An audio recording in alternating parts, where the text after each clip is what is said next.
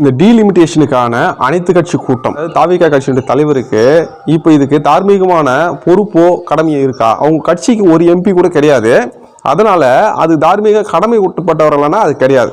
அப்போ ஏன் இவர்கள் இதில் ரொம்ப மும்முரம் காட்டுறாங்க? டீலிமிட்டேஷன் விடயத்துக்கு பொறுத்த வரைக்கும் தாவேகா கட்சியினுடைய கூட்டணியில் இருக்கிறவங்கள ஆர்கனைஸ் பண்ணி கூட்டம் நடத்துறது மட்டும்தான் இதுக்கு பொருந்தும்.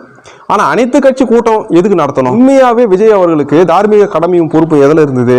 அனைத்து கட்சி கூட்டம் நடத்த வேண்டியது நடத்தி இருக்கணும். எதுக்குன்னா காவிரி நதி நீர் பிரச்சனை, மேகதாது அணை கட்டுற பிரச்சனை, நீட் தேர்வுக்கு எதிராக அவர்கள் இளைஞர்களும் போராடினாங்கல்ல, இந்த விடயங்களில் அனைத்து கட்சி கூட்டத்தை கூட்டியிருக்கணும். இதுதான் ஒரு முதலமைச்சருக்கு இருக்கக்கூடிய முக்கியமான தார்மீக கடமை பொறுப்பு, எல்லாமே இதில் இருக்கு.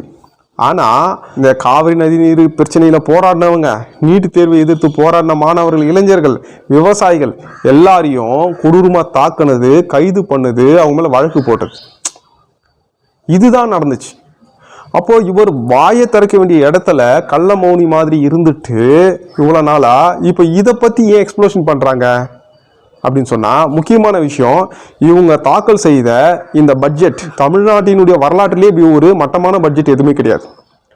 மாணவர்களுக்கு, கல்விக்கு, சுகாதாரத்துக்கு, விவசாயத்துக்குன்னு பலதரப்பட்ட வகையில் ஏமாற்றத்தை கொடுத்த ஒரு பட்ஜெட். இந்த பட்ஜெட்டை இன்னைக்கு எல்லாரும் பேசு பொருளாக்கி இருக்கிறாங்க, விமர்சனம் பண்ணிட்டு இருக்கிறாங்க. விஜய் அவர்களை எல்லாரும் ஏற்றுக்கணுன்ற முயற்சி நடக்குது. இந்த முயற்சியை பக்கத்தில் இருந்து நார்மலைஸ் பண்ணுற வேலையை விடுதலை சிறுத்தைகள் செஞ்சுட்டு இருக்குது. தோழர் திருமாவளவன் அவர்கள், நீங்கள் நார்மலைஸ் பண்ணிக்கோங்க, நீங்கள் உங்கள் கட்சி தான் முடிவு பண்ணணும் டீலிமிட்டேஷனுடைய தன்மை எப்படி இருக்குதுன்னு, அதை ஆதரிக்கணுமா இல்லை எதிர்க்கணுமான்னு. ஆனால் நீங்கள் தாவேகா கூட்டணியில் இல்லைன்னு சொல்லிட்டு இருக்கீங்க.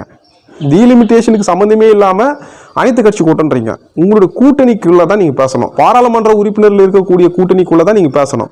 அப்போ பாராளுமன்ற கூட்டணிக்குள் பேசணும் அப்படின்னு சொன்னால் நீங்கள் எந்த கூட்டணிக்குள்ளே பேச போகிறீங்க?